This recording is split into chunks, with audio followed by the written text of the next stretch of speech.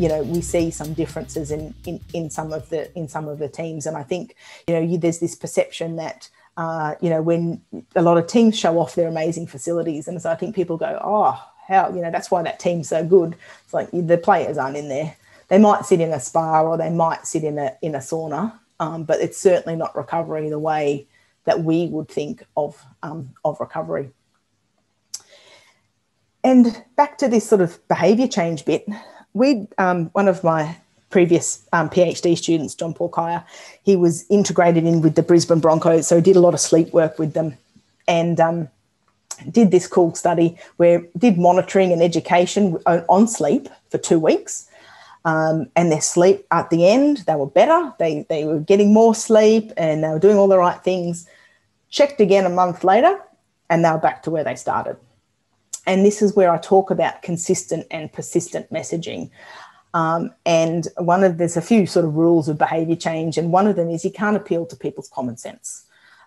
Education, it helps, but it's not going to make all the difference. We need to think about their environment. We need to think about how we make things stick, how we make our messages stick, and how we repeat our information to make this make things happen. And I'm sure plenty of you have read this book, Nudge, and Richard Thaler gets some criticism for some of his thoughts around behaviour change, but as a general book in terms of learning, for me, learning about behaviour change as a first book, it was a pretty good one, because I remember, and this is probably one of my biggest myths, is when I first started, I did my undergraduate and spent a bit of time working with chronic fatigue syndrome, and because I was fascinated by fatigue. And then I found that a challenge. And then when I started working with athletes and got to the AIS, I was like, as a naive 20-something-year-old, I was like, oh, how exciting. I can't believe I get to work with athletes who are just going to be so motivated and just tick every box and do everything that we want them to do. You learn over time that is not the case. And I think people still think that. I still think, and obviously there are athletes that I've, had the pleasure of working with who just tick every box and they are disciplined and they do everything. But there's plenty out there that don't. And so for me, learning about sleep and going, okay, now I know how to fix it. So I know how to fix it, but I can't get people to do it. And it's like everything, we're well educated about exercise and we're well educated about diet. And I think the stats are, we are continuing, not just Australia, but every other country not every other country, but many countries to be more overweight than ever before. So we know we've got the education, we've got the knowledge, but putting things into practice and actually making change is hard. So I started reading Nudge. Richard Thaler's the guy, he's in The Big Short with Selena Gomez. He actually won a Nobel Prize 2 years ago, 2018. As his area is economics. So he uses behaviour change and he looks at economics. He worked very closely with Barack Obama to try and look at behaviour change. So he's pretty smart. And he was, in his book, this is the classic, this is when people say, how do you, change your environment to get people to make change? This is the example in his book and I love it. So this is apparently the urinal in the men's toilet in Amsterdam in Schiphol Airport, and apparently by putting the fly decal in there, people tended to aim at the fly and it decreased their requirements for cleaning by over 80%. So that's what we call nudging, changing the environment, putting things in place to change the environment. It's like when you go to the shops and all the lollies are standing there at the aisle. That their environment has been set up to make you make choices, and probably choices that we shouldn't be making in some instances. So this sort of got me thinking. I'm like, okay, well, what can we do from a recovery and sleep world to change the environment, to change the way that we do things? And again, this is one of the quotes from the book. It says, customers are busy, lazy, often confused. They are surprisingly likely to take whatever option is made the default. And I changed that to athletes. Often busy, lazy, confused, and they're just going to take the easy option or the simplest option. And so when you look at nudging, it's about incentives. So how do we incentivize things? And it doesn't have to be monetary, obviously. What are incentives for doing the right thing? Understanding mappings, and that's to do with you know, the environment and certain things, which I'll get onto. Defaults. We're so like the example in the book again is if you get a new piece of software that you have to put on your computer. It says, would you like to do this manually or would you like the default? We just click default. Like I know I do because I think I'm less likely to get it wrong. We need to give feedback. When we're doing sleep reports, we need to give feedback. We also need to expect error. We can't expect that when we want people to change something that they'll do it immediately and that they'll get it right. And we need to help them make complex choices because that can be problematic. So that's essentially what nudges are. So, you know, can we nudge in sport? And it got me thinking about, you know, sleep and recovery and getting, because, you know, and like I said, people have all the equipment, people have the knowledge, like how do we get them to do things? So again, we're profoundly influenced by social norms. Humans are the best nudgers of other humans. So when you're working with athletes, you know, having a leadership team or having someone, that, you know, as an example, to be a nudger of other people. Some of the one team that I did some work with, they had the lead. I basically instructed the leadership team, but they did, two of the key leadership players did the sleep education. And they came across way better than me doing it because the players actually listened and they were really good examples of doing the right things. Can we establish defaults and harness inertia? So people are more likely to do what they've always done.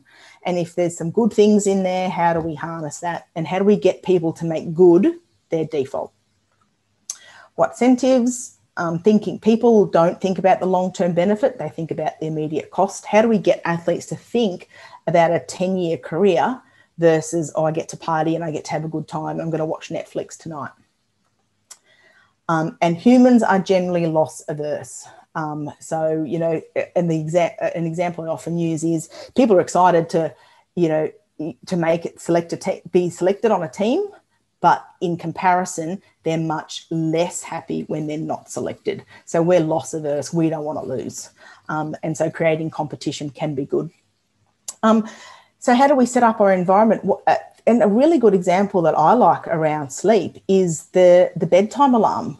We have set up a morning alarm, but how about setting a bedtime alarm so that if we're on Netflix or we're on whatever, we get an alert to say it's time to go to bed.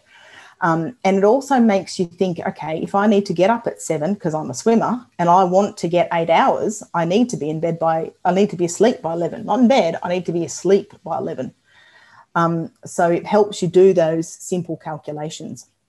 And it's funny because I stopped asking athletes how many hours of sleep they get. I asked them what time they go to bed and what time they wake up. One, it gives you routine, but also, you know, it's easy to say 8 hours.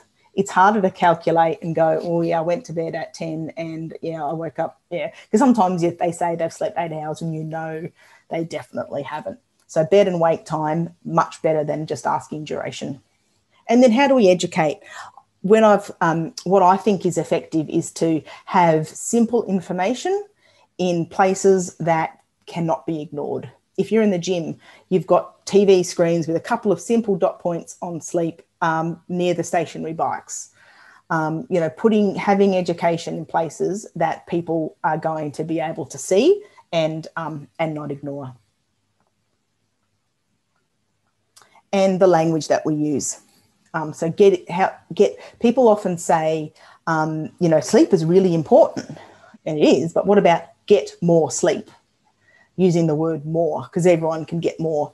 Sleep loss can reduce performance. This is this loss averse thing. So, you know, we don't want to reduce our performance.